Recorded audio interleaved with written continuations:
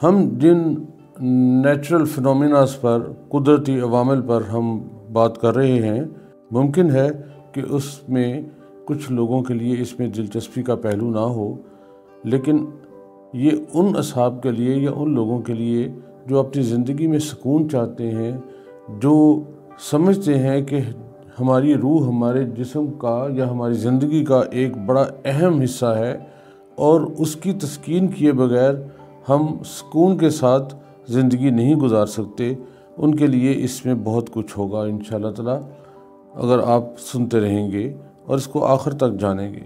ہم ایسے ہی رازوں کو یا ایسی ہی چیزوں کو افشا کرنے کی کوشش کر رہے ہیں یا آپ کے ساتھ اپنا نالج شیئر کر رہے ہیں، جو ممکن ہے کہ ادروائز آپ کے پاس اتنا وقت نہ ہو کہ آپ حاصل کر سکے ہوں۔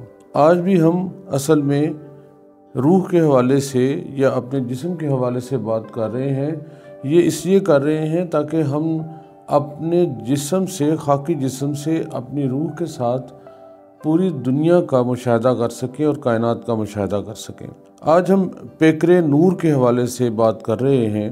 آئینے میں آپ کو اپنا عکس نظر آتا ہے اور روشنی میں اپنی پرچھائی۔ آئینے اور روشنی میں آپ کو صرف اپنی ظاہری پرچھائی نظر آتی ہے، لیکن ایک عکس اور بھی ہے جو چشم ظاہر سے نظر نہیں آتا۔ اسے جسم انسانی کا نورانی یا ایتھری عکس کہتے ہیں۔ ایتھر مادے کی لطیف ترین حالت کو کہتے ہیں۔ ہم آہستہ آہستہ اس ایتھر کے بہت سے راز افشا کریں گے کہ کیسے انسان دوسرے انسان کے ساتھ بغیر کسی تار کے، بغیر کسی وسیلے کے، چاہے وہ ہزاروں میل دور ہو، رابطہ کر سکتا ہے۔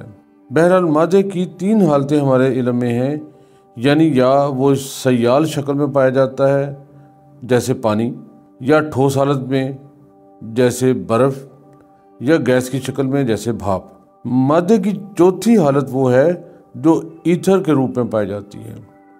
سائنس ایتھر کے وجود کا نہ اقرار کرتی ہے نہ انکار، لیکن آگے ہم اگلے کچھ نشستوں میں بتائیں گے کہ سائنس کا اس کے اوپر کیا نقطہ نظر ہے، تاکہ آپ کی جاننے کی حس کی تسلی کی جا سکے۔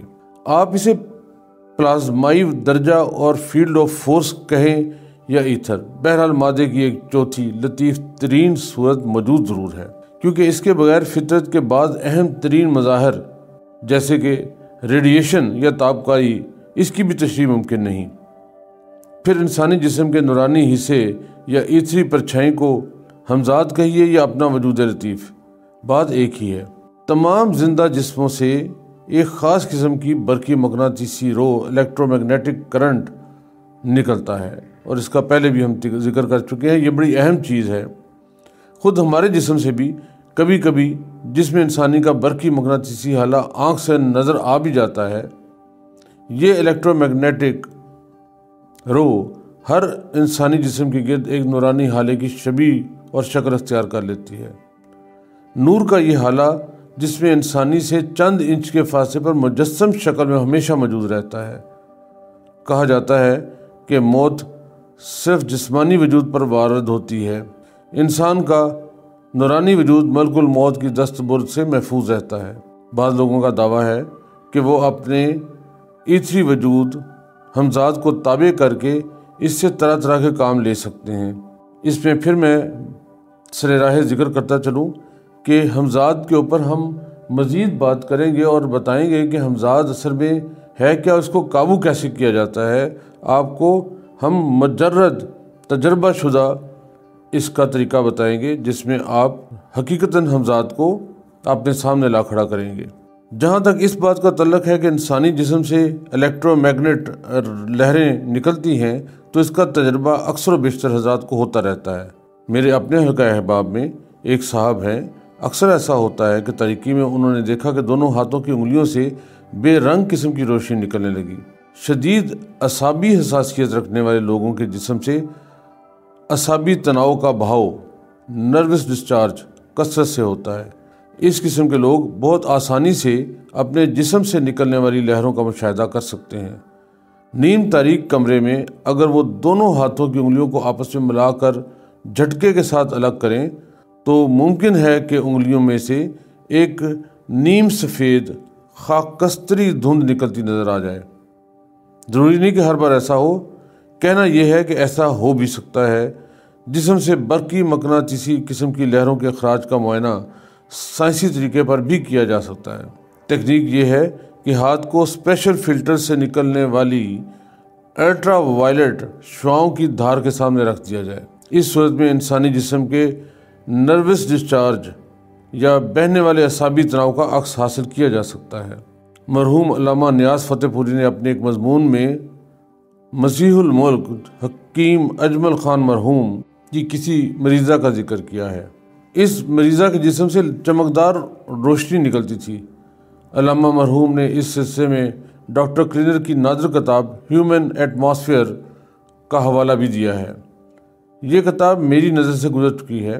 اپنی کتاب میں ڈاکٹر کلینر نے ان تجربات کا ذکر کیا ہے جو انہوں نے سینٹ تھامسن ہسپتال کی تجربہ گاہ میں ایک نازک مادے اور حساس پردے پر کیے تھے۔